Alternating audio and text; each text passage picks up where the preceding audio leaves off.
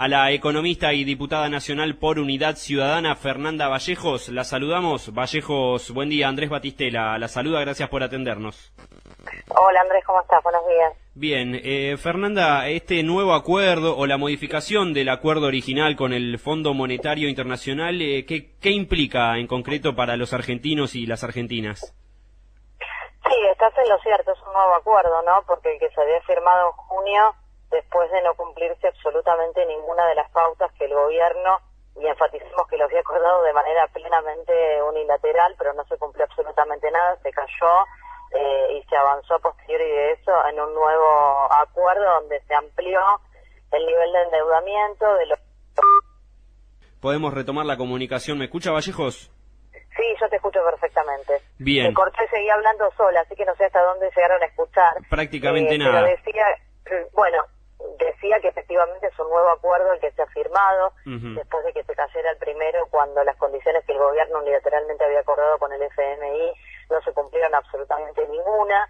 Este nuevo acuerdo amplió el nivel de endeudamiento con el que están comprometiendo a la Argentina de 50.000 a 57.100 millones, y decía que con un enorme agravante que tiene que ver con el adelanto de los desembolsos, prácticamente en un 90%, al breve periodo de gobierno que le resta a Mauricio Macri. ¿Qué implica esto para la Argentina? Bueno, severísimas condicionalidades en materia de política económica. Esto no es una novedad porque el Fondo Monetario actúa de esta manera, lo ha hecho en la Argentina en nuestra historia reciente, lo ha hecho en el resto de los países del mundo, y tal vez el ejemplo más flagrante del fracaso de este tipo de políticas tenga que ver con lo que sucede con Grecia por estos días. Una política de durísimo ajuste, tanto fiscal como monetario, es lo que le ha exigido a la Argentina, con condiciones indudablemente que nos llevan a una profunda recesión, mucho más de la que ya tenemos.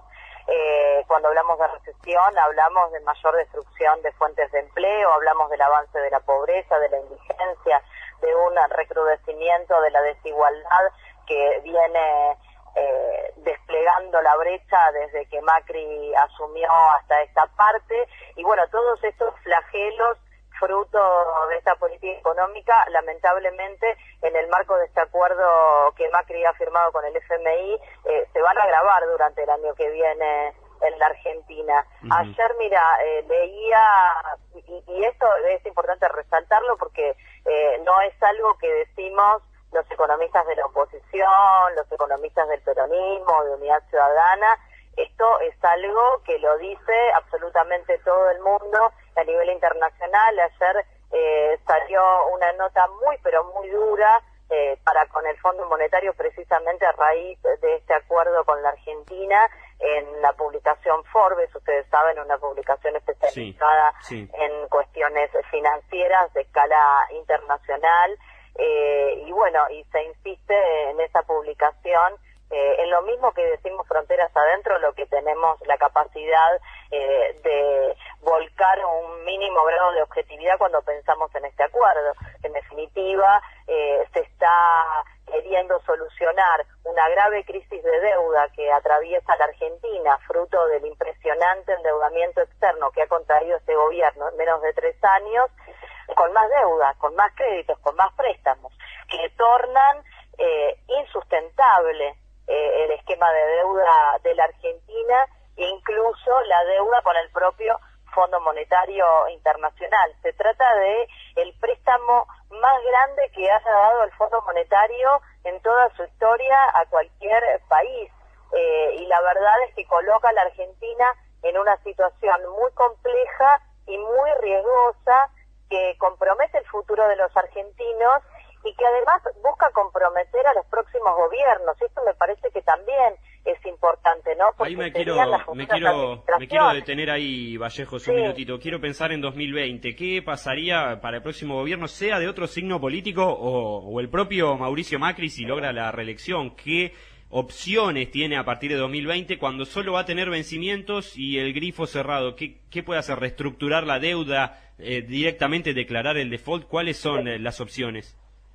Mirá, en el caso de que hubiera continuidad de este ciclo ciclo político, de este régimen económico que planteó Cambiemos, la verdad es que no lo sé porque la verdad es que no hay ninguna lógica ni ninguna racionalidad económica detrás de ninguna de las decisiones de política económica que han venido tomando hasta aquí, pero indudablemente si apelamos a la razón y a las condiciones de posibilidad que tiene la Argentina, indudablemente va a haber que hacer un manejo muy inteligente de la deuda, va a haber que hacer una profunda revisión de la deuda. Nosotros lo hemos propuesto ya en el ámbito legislativo,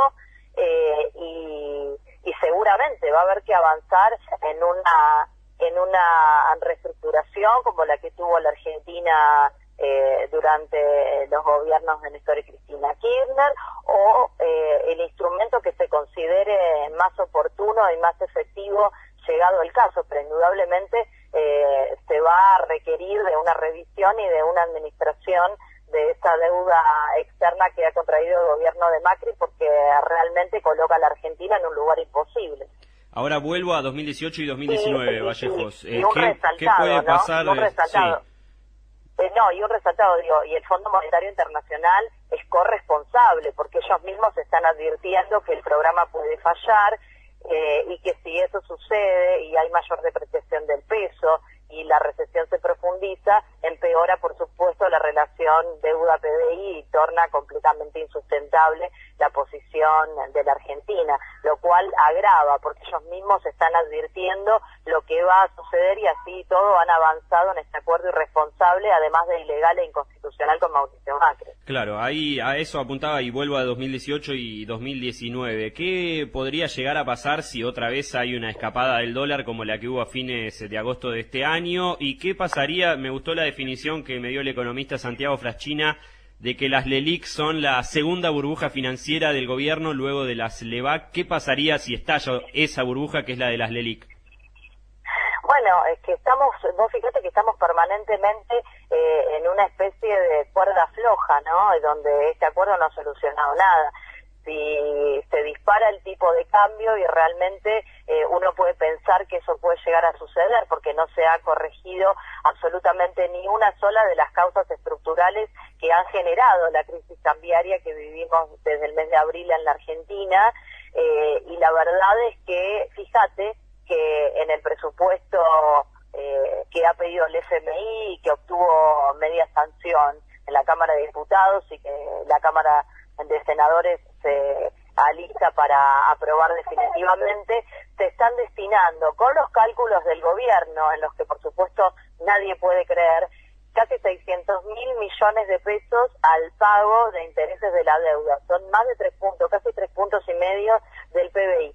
Si hubiera una mayor depreciación del peso, es decir, si hubiera más devaluación, para decirlo sencillo y que la gente lo entienda, si avanza la devaluación como la que ya tuvimos en estos meses, van a hacer falta más pesos para pagar esa misma cantidad de intereses, que el grueso está denominado precisamente en dólares, y bueno, torna todavía más grave la situación de la Argentina y posiblemente implique también la agudización del ajuste fiscal, porque el gobierno de dónde va a sacar esos pesos en un contexto recesivo donde la recaudación en lugar de crecer va a avanzar. Bueno, seguramente va a profundizar o va a intentar profundizar el recorte fiscal que pesa sobre las espaldas de todos los argentinos. Claro, y tenemos también altísimas tasas de interés, esto de secar la plaza de pesos. Altísimas tasas de interés que forman parte del paquete de políticas recesivas que instrumenta este gobierno, ¿no? Son tasas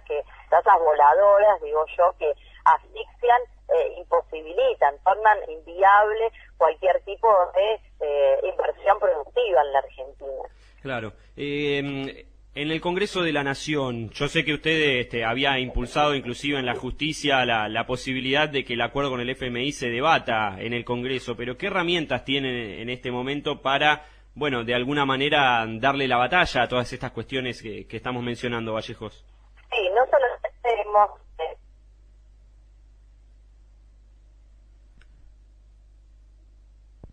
Bueno, se cortó. Hola.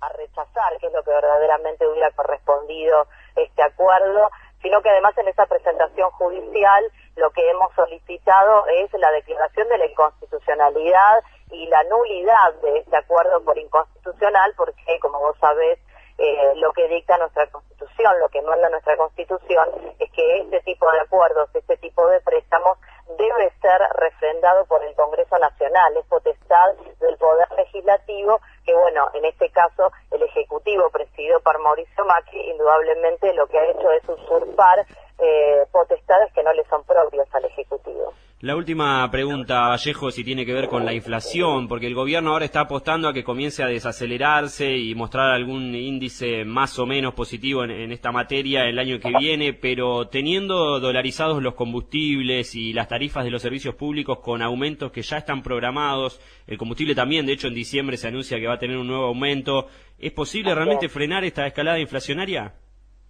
Mira, con esta política económica, pensar en que la inflación vaya a bajar en la Argentina es un pensamiento mágico, una apuesta o al voluntarismo en el mejor de los casos o al marketing, porque, y esto también hay que decirlo con todas las letras, la inflación que tenemos en la Argentina es pura y exclusivamente una decisión política y consciente del gobierno de Mauricio Macri. Después lo que dicen de la boca para afuera es otra historia que, como siempre, nada de lo que dicen se condice con la realidad.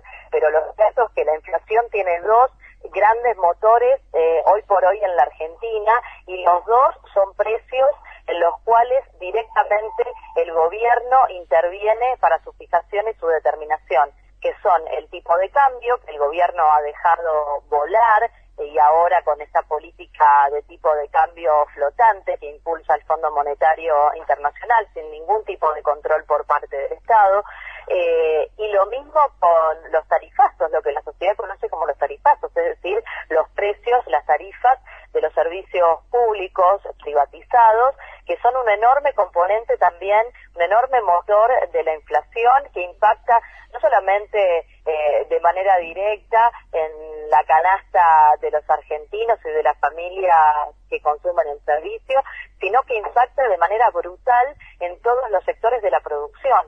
Todos los que producen necesitan la energía para poder realizar los bienes que luego comercializan, y es un vector importantísimo además de competitividad. Con esta estructura de costos que ha planteado el gobierno a partir de esa política tarifaria fuertemente inflacionaria, ha obturado toda posibilidad de competitividad para la enorme mayoría de las empresas argentinas. Vallejos, le agradecemos por su tiempo, como siempre, muy amable. No, por favor, un abrazo grande. Un abrazo.